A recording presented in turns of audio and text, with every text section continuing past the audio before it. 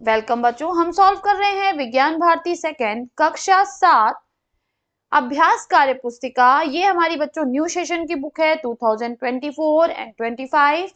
आज हम पढ़ने वाले हैं इकाई 6 पौधों में पोषण। पौधों में पोषण। राधा अपने दोस्तों के साथ कई दिनों बाद खेत में गई तो उसे अपने लगाए हुए नन्हे पौधे कुछ बड़े लग रहे थे। वह सोचने लगी, हम तो भोजन रोटी दाल चावल सब्जी आदि खाकर बड़े होते हैं, या पौधे क्या खाकर बढ़ते होंगे। पौधों की वृद्धि के लिए किन किन चीजों की आवश्यकता होती है, लिखिए। तो जब राधा को टीचर ने बताया तो राधा ने अपनी बुक में लिखा, जल, सूर्य का प्रकाश, वायु और खनिज लवण, इन सभी चीजों की पौधे को जरूरत होती है। नीचे दिए गए चित्र को ध्यान से देखिए, समझिए और प्रश्नों के उत्तर लिखिए। चित्र 1 में आप देख रहे हैं कि पौधा है, उसको पानी दिया जा रहा है और सूर्य की रोशनी। चित्र 2 में पौधे को पानी मिल रहा है लेकिन सूर्य की रोशनी उसको नहीं मिल रही क्योंकि उसके आगे एक काला पर्दा लगा दिया गया है। तीसरे चित्र में सूर्य की रोशनी तो मिल रही है लेकिन उसे पानी नहीं दिया जा रहा है। आइए अब प्रश्नों को पढ़ते हैं। क्या होगा जब पौधे को सूर्य का प्रकाश और जल दोनों मिलेंगे। चित्र 1 यानी चित्र 1 में क्या होगा, तो चित्र 1 में क्या होगा, प्रकाश संश्लेषण की क्रिया होगी और पौधे में वृद्धि होगी।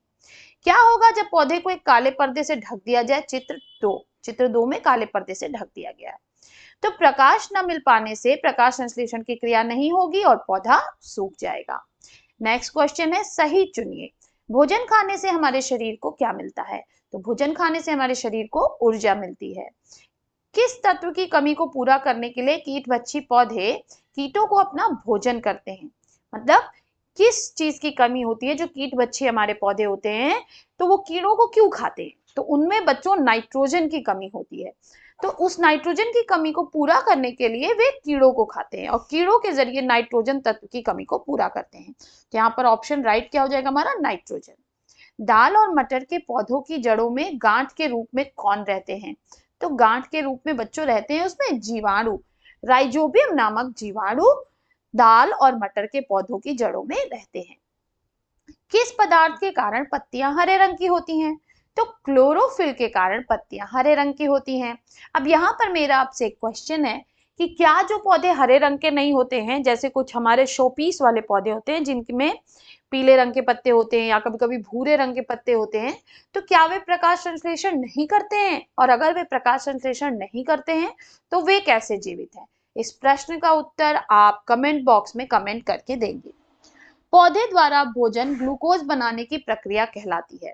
तो पौधे द्वारा अपना भोजन बनाने की प्रक्रिया क्या कहलाती है बच्चों, प्रकाश संश्लेषण कहलाती है। पृथ्वी पर ऊर्जा का प्रमुख स्रोत क्या है, तो पृथ्वी पर ऊर्जा का प्रमुख स्रोत सूर्य है। नेक्स्ट, ब्रेड में बरसात के दिनों में नमी की अधिकता के कारण क्या उग जाती है, तो उसमें क्या उग जाती है बच्चों, फफूंदी उग जाती है। ब्रेड पर क्या लग जाती है, फफूंदी। फिर कह रहा है नीचे दिए गए समीकरण को पूरा कीजिए। 6CO2 प्लस, यहाँ पे बॉक्स खाली था, ऊपर भी बॉक्स खाली था, क्लोरोफिल और 6O2। फिर प्रकाश संश्लेषण का सूत्र है तो हम इसको पूरा करेंगे। 6CO2 प्लस 6H2O सूर्य का प्रकाश और क्लोरोफिल की उपस्थिति में C6H12O6 बनाते हैं और 6O2 यानी ऑक्सीजन गैस निकालते हैं। नेक्स्ट क्वेश्चन बच्चों, कुछ फसलों की जड़ों में आपने गांठों को देखा होगा। यहाँ चित्र में देखिए आपको गांठ दिखाई दे रही है। इन गांठों में राइजोबियम जीवाणु कुछ विशेष प्रकार के पौधों की जड़ों में पाए जाते हैं। चित्र को ध्यान से देखिए और किन्हीं दो पौधों के नाम बताइए जिनकी जड़ों में ये ग्रंथियां या गांठें पाई जाती हैं। तो वो है बच्चों चना और मटर, आप कोई और भी लिख सकते हैं। नेक्स्ट बच्चों, इस पृथ्वी पर ऊर्जा का एकमात्र भंडार सूर्य है। पौधों की पत्तियों में उपस्थित क्लोरोफिल इस सौर ऊर्जा को रासायनिक ऊर्जा में बदल देता है जिससे पौधों में भोजन का निर्माण होता है। यह भोजन ही पृथ्वी के समस्त प्राणियों को के लिए ऊर्जा प्रदान करता है, क्योंकि सभी जीव जंतु प्रत्यक्ष या अप्रत्यक्ष रूप से अपना भोजन पौधों से ही प्राप्त करते हैं। इसलिए बच्चों हरे पौधे इस पृथ्वी का एकमात्र उत्पादक हैं, जबकि अन्य जीव जंतु उपभोक्ता की श्रेणी में आते हैं। तो उत्पादक क्या होता है बच्चों, जो पैदा करे, ठीक है, और उपभोक्ता क्या है, जो उसका यूज करे, है ना, जो डेवलप करे या पैदा करे तो उसको हम कहेंगे उत्पादक, और जो उसको यूज करे उसको हम कहेंगे उपभोक्ता। जैसे पेड़ पौधे हैं, मान लीजिए आम का पेड़ है, तो वो आम का पेड़ फल दे रहा है, तो वो क्या हुआ, उत्पादक, वो हमें दे रहा है, ठीक है, हमने आम तोड़ के खा लिया तो हम उसको यूज कर रहे हैं, तो हम क्या हो गए, उपभोक्ता। तो यहाँ पर हमें बताना है कौन उत्पादक है और कौन उपभोक्ता। तो यहाँ पे देखिए एक हरा पौधा दिखाया है, तो ये क्या है, उत्पादक। फिर यहाँ पर एक टिड्डा दिखाया है, तो ये क्या होगा, उपभोक्ता, ये तो पौधे को ही खाकर जिंदा रहता है। फिर यहाँ पर शेर दिख रहा है, तो शेर भी उपभोक्ता है। फिर यहाँ पर आपको दिख रहे हैं बड़े बड़े जंगल, तो ये उत्पादक हैं। यहाँ पर आपको गेहूं का पौधा दिख रहा है, तो ये भी उत्पादक है। यहाँ पर आपको एक लड़की दिख रही है, तो ये उपभोक्ता है। नेक्स्ट आपको चूहा दिख रहा है, तो चूहा भी उपभोक्ता है। यहाँ पर आपको धान की फसल दिख रही है, तो ये क्या होगा, उत्पादक। नेक्स्ट, बारिश के बाद या नमी वाले स्थानों में इस तरह के पौधों को आपने चट्टानों पर या रुके हुए पानी पर उगते देखा होगा। इन संरचनाओं को काई या एल्गी कहते हैं। तो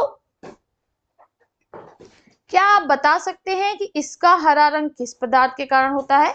तो बच्चों, इसका हरा रंग भी पर्णहरिम की वजह यानी क्लोरोफिल की वजह से हरा होता है। किन्हीं दो पौधों के नाम लिखिए जिनमें जड़ें नहीं पाई जाती। तो अमरबेल और शैवाल, इन दोनों में जड़ें नहीं पाई जाती। और भी बहुत से पौधे हैं बच्चों जिनको आप यहाँ पर लिख सकते हैं।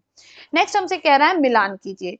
तो देखिए यहाँ पर हमें एक पौधा दिख रहा है, तो ये क्या होगा, स्वपोषी पौधा, हरा पौधा है। फिर यहाँ पर मशरूम दिख रहा है, तो मशरूम क्या होता है बच्चों, मशरूम मृतोपजीवी होता है, सड़ी गड़ी चीजों पर पैदा होता है, तो हम इसको इससे मिला देंगे। फिर है आपका, देखिए यहाँ पर शेर दिख रहा है आपको, तो शेर क्या है, मांसाहारी, तो हम इसको मांसाहारी से मिला देंगे। नेक्स्ट हमारा क्या है, नेक्स्ट आप देख रहे हैं ये अमरबेल का पौधा दिख रहा है, तो ये क्या होगा, परजीवी। फिर हमें क्या दिख रही है, गाय, गाय कैसी जंतु है, शाकाहारी। यहाँ पर बच्चों हमारा ये लेसन समाप्त होता है। फिर मिलेंगे नेक्स्ट वीडियो में एक और लेसन के साथ। तब तक के लिए पढ़ते रहिए, आगे बढ़ते रहिए। बाय बाय बच्चों।